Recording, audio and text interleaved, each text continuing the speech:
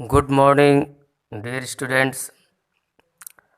आज हम कक्षा 12 के छात्रों को इंग्लिश पोइट्री की fourth poem from an elegy written in a country churchyard composed by Thomas Gray को पढ़ाने के लिए उपस्थित हैं। तो बच्चों, हम इस पोएम को पढ़ाएं कि सबसे पहले हम थॉमस ग्रे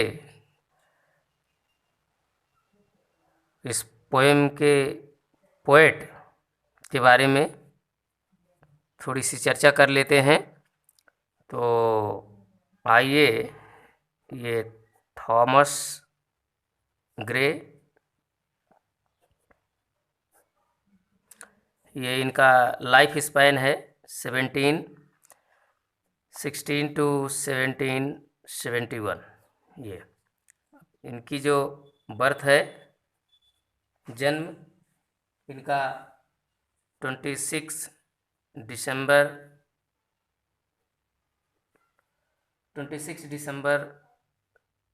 1716 को कॉर्नहिल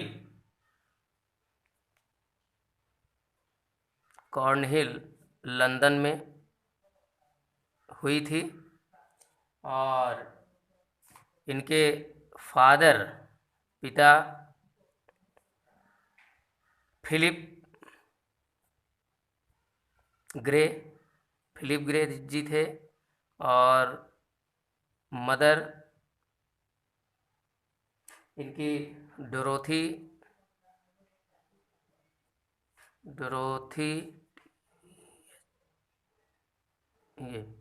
डोरोथी एंट्रोबस।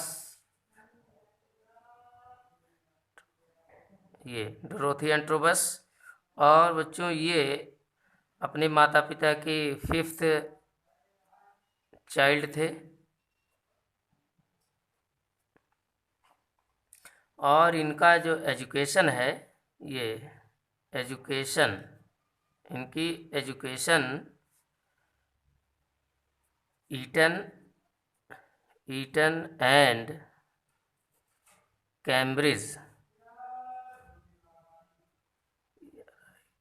कैम्ब्रिज यूनिवर्सिटी में हुई थी। और ये कैम्ब्रिज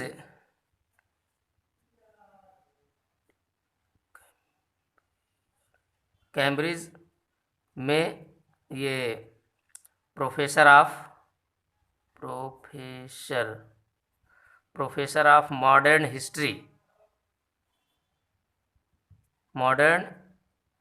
हिस्ट्री ये professor of modern history appoint किए गए थे।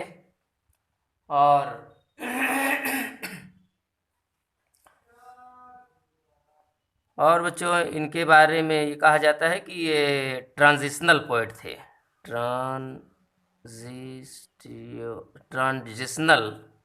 ट्रांजिशनल पोएट, यानी इनमें जो मेरिट थी वो नियो क्लासिकल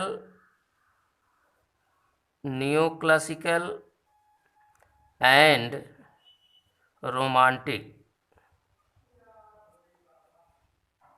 रोमांटिक एज, ये दोनों इनके अंदर, ये थॉमस ग्रे में नियो क्लासिकल और रोमांटिक एज दोनों युगों के गुणों का समावेश था। तो इनको ट्रांजिशनल पोएट कहा जाता है। और इनको ये Thomas Gray is known as bridge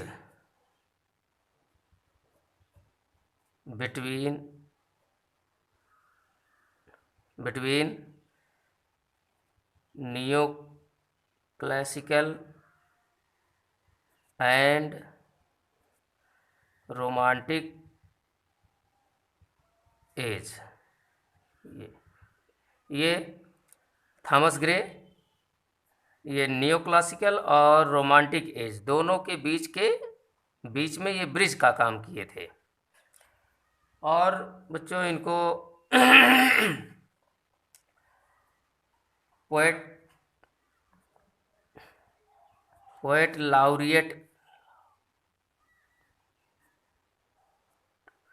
ये पोएट लाउरिएटशिप, इनको पोएट लाउरिएटशिप प्रदान किया गया था, किंतु ये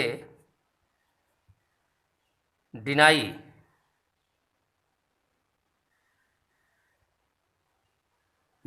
कर दिए थे,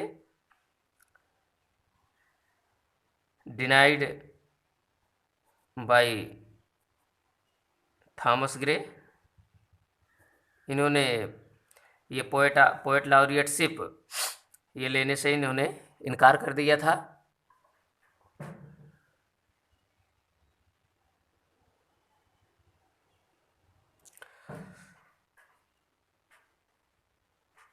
तो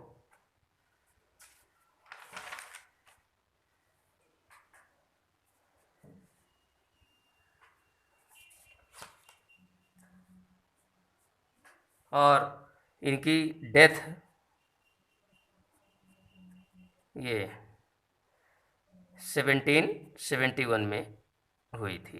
तो इस तरह से बच्चों ये थॉमस ग्रे का एक ब्रीफ इंट्रोडक्शन हमने आपको दिया। अब थोड़ी सी चर्चा इनके वर्क्स पर भी कर लेते हैं। वर्क्स, कुछ फेमस वर्क्स इनकी हैं।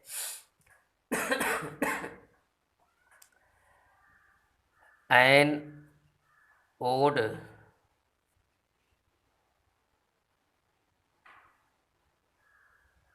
ऑन डिस्टेंट prospect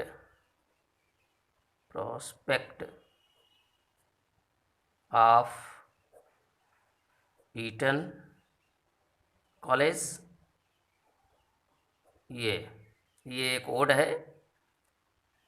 और ये जो पोएम आप पढ़ रहे हैं, from an elegy written in a country churchyard, ये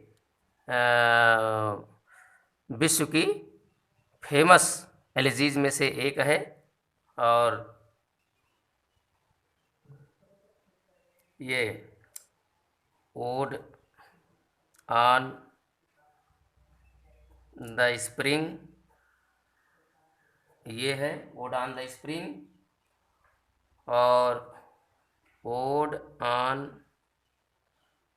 the death of A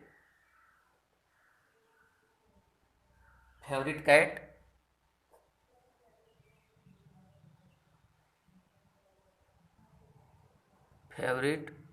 cat, ये भी ओड है।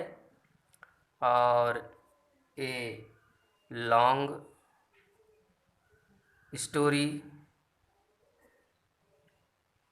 और human to hymn to HYM hymn to adversity, ये। और द फैटल सिस्टर्स,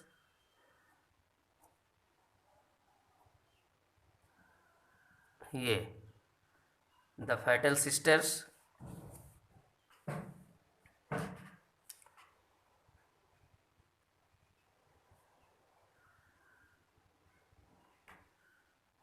और द डिसेंट ऑफ ऑडिन, और द ट्रम्प्स ऑफ ओवेन, ये है। और इनकी दो, ये इन्होंने टू पिंडारिक ओड्स लिखे थे। और ये जो दो पिंडारिक ओड हैं, नंबर 1 है आपका the progress of पोएजी, the progress of पोएजी, और जो दूसरी पोएम है वो है द बार्ड। ये तो बच्चों ये इनकी कुछ फेमस वर्क्स हैं। अब आइए हम अबाउट द पोएम जान लें कि ये poem from an elegy written in a country churchyard, इस पोएम के बारे में थोड़ी सी हम जानकारी कर लें। तो बच्चों जानते हैं ये पोएम एलेजी है। तो एलेजी के बारे में थोड़ा सा हम बताना चाहेंगे कि it is a song of lament and mourning on the death of someone near and dear to the poet. तो ये जो पोएम है ये एलिजी है, ये एलिजी है। इसमें 32 स्टेंजाज हैं। ये एक लॉन्गर पोएम है, ये लॉन्गर पोएम है, लेकिन जो इंटरमीडिएट में पोएम दी गई है, इंटरमीडिएट के लिए जो प्रेस्क्राइब्ड की गई है वो 5 स्टेंजाज, ये 5 स्टेंजाज ही दिए गए हैं। और इन्होंने ये जो पोएम है from an elegy written in a country churchyard, ये from an elegy written in a country churchyard, इस पोएम को इन्होंने स्टार्ट किया था 1742 में स्टार्ट की गई थी, और इसका पब्लिकेशन 1751 में हुआ था। और ये पोएम एक रेफ्लेक्टिव एलिजी है। और ये पोएम बच्चों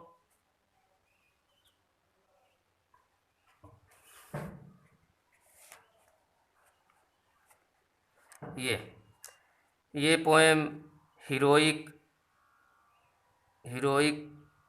क्वार्टरेन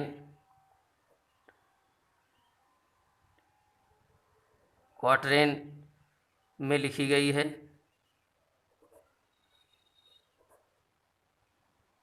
ये हीरोइक क्वार्टरेन में लिखी गई है। क्वार्टरेन का मतलब जानते हैं बच्चों कि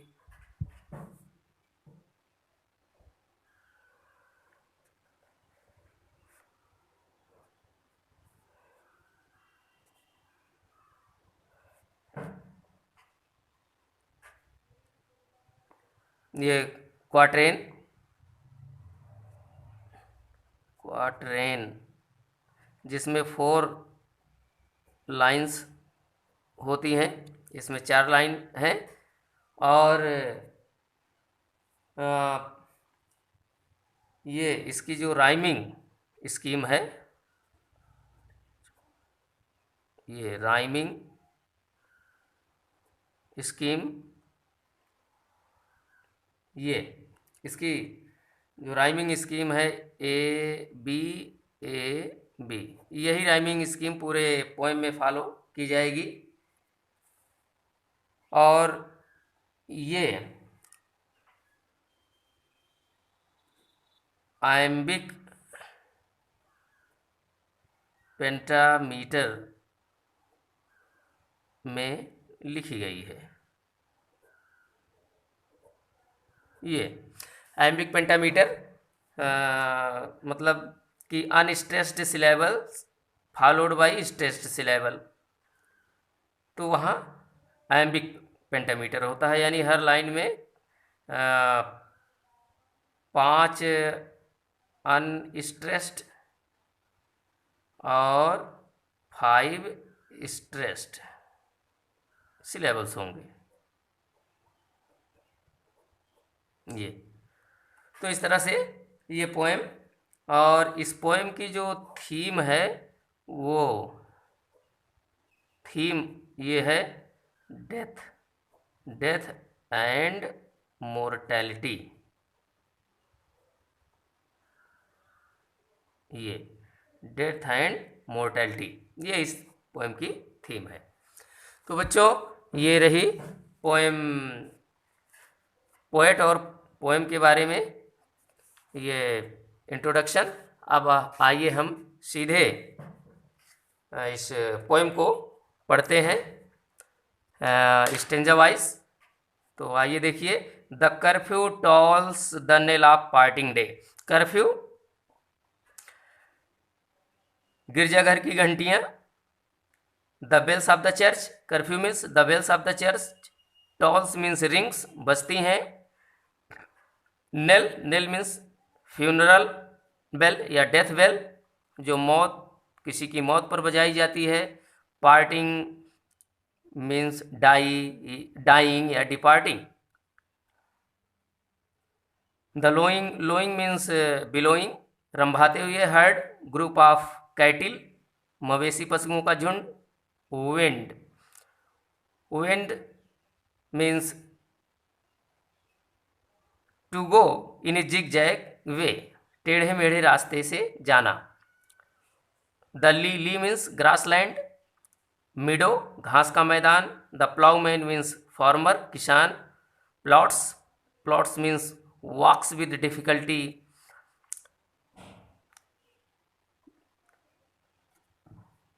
थके हुए कदमों से जाना, भारी कदमों से जाना, his weary way, and leaves the world to darkness and to me. तो आइए देखते हैं। द कर्फ्यू टॉल्स, पोएट कह रहा है, पोएट शाम के समय गांव के कब्रिस्तान में बैठा हुआ है और वो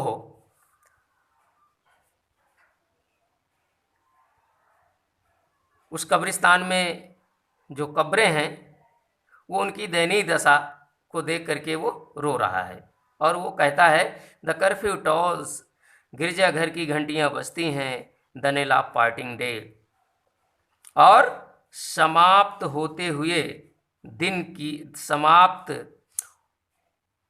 होने वाले दिन की ओर इशारा करती हैं। नेल, नेल मीन्स डिक्लेयर्स या इंडिकेट्स यहाँ। तो गिरजाघर की घंटियां बजती हैं और दिन के समाप्त होने की, इस दिन के समाप्त होने की घोषणा करती हैं, या दिन के समाप्त होने की ओर इशारा करती हैं कि दिन समाप्त होने वाला है। The lowing herd wind slowly over the lea, रंभाते हुए पशुओं का झुंड चारागाह से धीरे धीरे लौट रहा है। यानी जो पशु चरने गए थे घास के मैदान में, चारागाह में, वो सब अब धीरे धीरे अपने घर की ओर लौट रहे हैं। तो द लोइंग हर्ड, रंभाते हुए पशुओं का झुंड धीरे धीरे घास के मैदान से लौट रहे हैं। The ploughman homeward plods his weary way, और किसान अपने घर की ओर थके हुए कदमों से लौट रहा है। And leaves the world to darkness and to me, और संसार को और मुझे अंधकार में छोड़ देता है। अर्थात संसार में अंधकार छाने वाला है और कभी अकेला ही कब्रिस्तान में बैठा हुआ है। तो बच्चों इस फर्स्ट स्टेंजा में हम फिगर्स ऑफ स्पीच बता दें। The curfew tolls the knell of parting day, यहाँ अनमटपीय फिगर ऑफ स्पीच है, ध्वनि सूचक अलंकार है कि और the lowing herd wind slowly over the lea, यहाँ भी रंभाते हुए पशुओं का झुंड, यहाँ भी अनमटपीय फिगर ऑफ स्पीच है। और यहाँ देखिए the ploughman homeward plods his weary way, यहाँ वियरी वे यहाँ transferred epithet figure of speech है। तो यहाँ पहली दोनों लाइनों में the curfew tolls the knell of parting day, the lowing herd wind slowly over the lea, इन दोनों लाइनों में द कर्फ्यू टॉस और द लोइंग हर्ड, इन दोनों लाइनों में ऑनोमेटोपिया फिगर ऑफ स्पीच है। और the ploughman homewards plods is very way, यहाँ ट्रांसफर्ड, ये ट्रांसफर्ड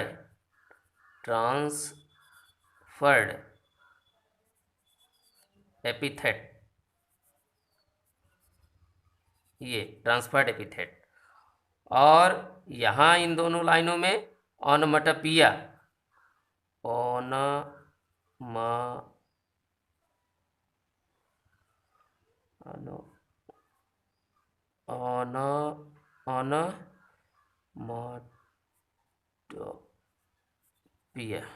ये ऑनोमेटोपिया फिगर ऑफ स्पीच है। अब अगले स्टेंजा को देखते हैं।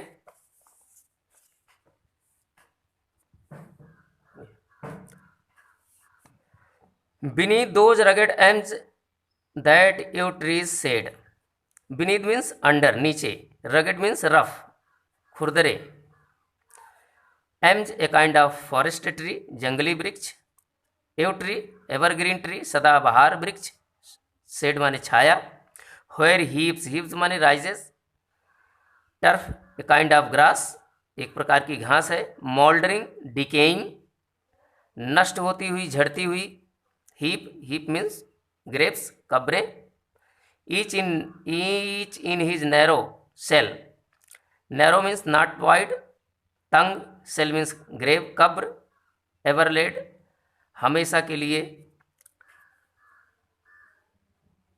लेटे हुए हैं अर्थात दफना दिए गए हैं।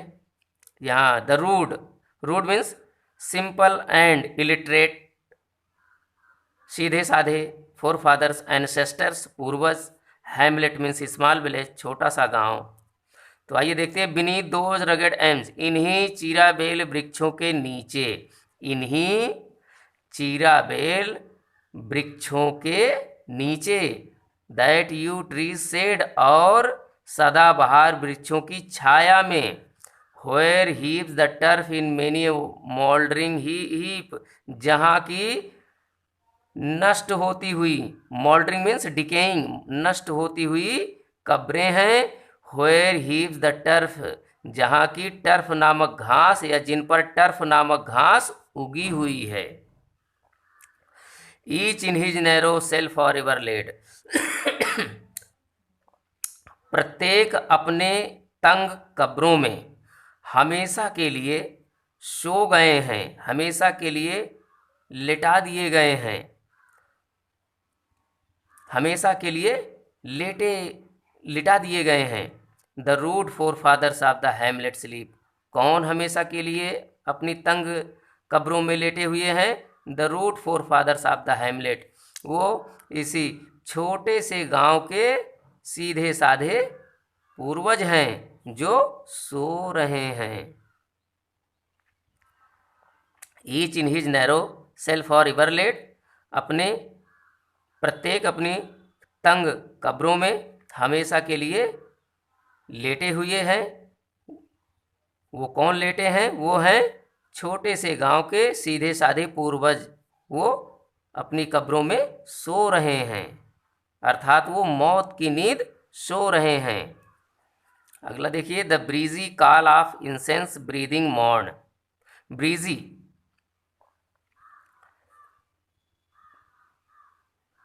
कोल्ड एंड प्लीजेंट विंड, सिहरन भरी हवा, मधुर हवा। Call of incense, incense means perfumed, fragrant सुगंधित, ब्रीदिंग मीन्स ब्लोइंग बहने वाली, morn means morning. The swallow is a kind of bird, अबाबिल पक्षी, ट्विटरिंग चर्पिंग चहचहाना, from the straw built, straw built made of straw, made of grass घास से बनी हुई, शेड मीन्स नेस्ट घोंसला। The cocks shrill, shrill means harsh तेज, कर्कश Clarion loud sound बांग, तेज आवाज, द इकोइंग रिसाउंडिंग गूंजती हुई horn, no more shall rouse wake up जगाना उठाना from their lowly bed, simple bed. तो पोएट कह रहा है the breezy call of incense breathing morn, सुबह की सिहरन भरी सुगंधित हवा, द स्वाल सुबह की सिहरन भरी सुगंधित बहती हुई हवा, और the swallow twittering from the straw built shed, और तिनकों से बने घोंसले में अबाबिल पक्षी का चहचहाना, द स्वालो ट्विटरिंग अबाबिल पक्षी का चहचहाना फ्रॉम द स्ट्रबिल्ट सेड, तिनकों से बने या घास फूस से बने घोंसलों ने, और घास फूस से या तिनकों से बने घोंसले से अबाबिल पक्षी का चहचहाना, द कॉक्स श्रिल क्लैरियन मुर्गे की तेज बांग, अथवा द इकोइंग हॉर्न अथवा सींग की गूंजती हुई आवाज़। अर्थात जब शिकारी शिकार पर जाते हैं तो वो सींग बजाते हैं और उसकी आवाज़ पूरे जंगल में गूंजने लगती है और उसके शिकारी कुत्ते उसके पास आ जाते हैं।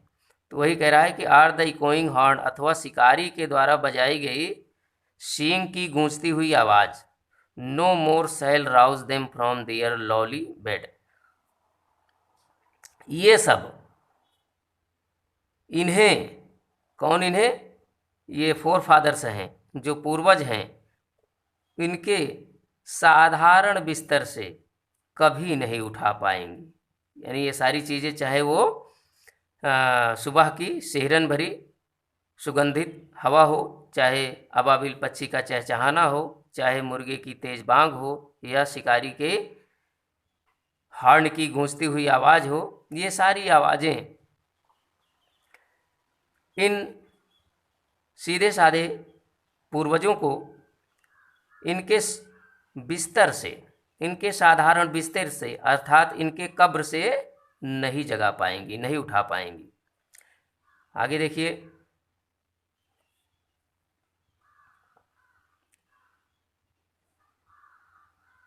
ये अब इसमें देख लेते हैं वो figures of speech.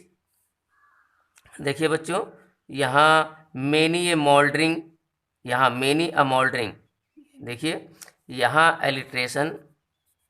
Alliteration figure of speech है, ये एलिट्रेशन, क्योंकि यहाँ मेनी में एम और मोल्डरिंग में एम कॉन्सोनेंट साउंड का रिपीटेशन किया गया है, तो यहाँ एलिट्रेशन फिगर ऑफ स्पीच हुआ।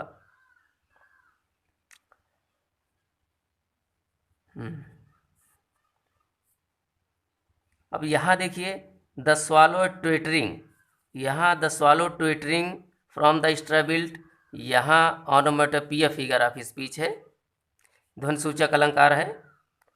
और यहाँ भी देख लीजिए द कॉक्स श्रिल क्लैरियन, यहाँ भी ऑनोमेटोपिया फिगर ऑफ स्पीच है। और no more shall rouse them from their lowly bed, ये तो यहाँ अब आगे आइए देखते हैं। Let not ambition mock their useful toil, ambition strong feeling, great desire महत्वाकांक्षा, प्रबल इच्छा, टॉयल मीन्स हार्ड वर्क कठिन परिश्रम, their homely joys, homely means simple joys साधारण आनंद, डेस्टिनी मीन्स लक फेट भाग्य, ऑब्सक्योर अस्पष्ट unclear, nor grandeur great and mighty people बड़े लोग, डिसडेनफुल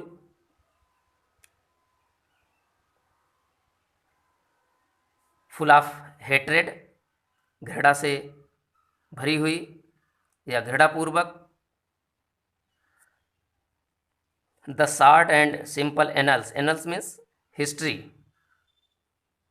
इतिहास, लाइफ स्केच, जीवन वृत्तांत ऑफ द पुअर। तो आइए देखते हैं, let not ambition mock their useful toil.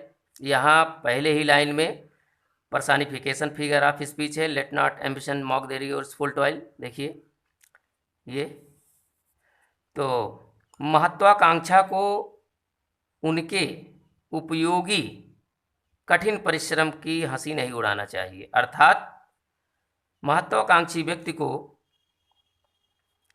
उनके कठिन परिश्रम का मजाक नहीं उड़ाना चाहिए। किनके कठिन परिश्रम का? जो फोर फादर्स हैं ऑफ हैमलेट, उनके कठिन परिश्रम का मजाक नहीं उड़ाना चाहिए। दियर होमली जॉयज, और ना ही उनके साधारण आनंदों का मजाक उड़ाना चाहिए। एंड डेस्टिनी ऑब्सक्यूर, और ना ही उनके अस्पष्ट भाग्य पर भी नहीं हंसी उड़ाना चाहिए। और nor grandeur hear with a disdainful smile, और ना ही बड़े लोगों को घृणापूर्वक मुस्कुराना ही चाहिए। हियर, सुन करके, क्या? गरीबों के संक्षिप्त और साधारण कहानी को, और ना ही बड़े लोगों को गरीबों के छोटे और साधारण इतिहास को, जीवन वृत्तांत को सुन करके घृणापूर्वक नहीं मुस्कुराना चाहिए। चलिए अब आगे देखते हैं last, the boast of heraldry, the pomp of power. Boast माने ब्राइग, टालटाक, डींग मारना, बड़ाई करना। Heraldry, heraldry exalted birth, noble birth, royal birth, उच्च कुल में जन्म लेना, शाही खानदान में जन्म लेना। The pomp of power, pomp means show, प्रदर्शन करना, पावर मन शक्ति। And all that beauty, all that wealth ever gave, awaits, awaits means waits for, इंतजार करता है। Inevitable hour means death, inevitable hour death which can not be avoided, यानी वो अनिवार्य समय है, मौत, ये इससे कोई बच नहीं सकता। इसी को इनविटेबल आवर कहा गया है, यानी इसको डेथ, ये डेथ है, inevitable hour. The paths of glory lead but to the grave, grave. तो आइए देखते हैं, द बोस्ट ऑफ हेराल्डरी, व्यक्ति को अपने उच्च कुल की डींग नहीं मारनी चाहिए। द पंप ऑफ पावर, और उसे अपने शक्ति का भी प्रदर्शन नहीं करना चाहिए। एंड ऑल दैट ब्यूटी, और अपने सौंदर्य का भी प्रदर्शन नहीं करना चाहिए। All that wealth ever gave, और अपने धन का भी, उसे अपने धन की भी डींग नहीं मारनी चाहिए, क्योंकि awaits alike the inevitable hour, क्योंकि ये सारी चीज़ें समान रूप से, अलाइक मीन्स समान रूप से, सिमिलरली, क्योंकि ये सारी चीज़ें समान रूप से उसी आवश्यक क्षण अर्थात मौत का इंतजार करती हैं। The paths of glory lead but to the grave, व्यक्ति चाहे कितना भी गौरवशाली क्यों ना हो जाए, वो चाहे उच्च कुल में जन्म लेने का गौरव हो, चाहे शक्ति का गौरव हो, चाहे सौंदर्य का गौरव हो, या फिर धन का गौरव हो, चाहे जितना भी वह गौरव प्राप्त कर ले, lead but to the grave, किंतु वह अंत में कब्र में ही जाता है। अंत में मर करके वो कब्र में ही जाता है। कब्र ही व्यक्ति की अंतिम मंजिल होती है, अंतिम स्टोरी होती है। तो प्यारे बच्चों, हम आशा करते हैं कि ये पोएम आपके समझ में आई होगी। Thank you. Love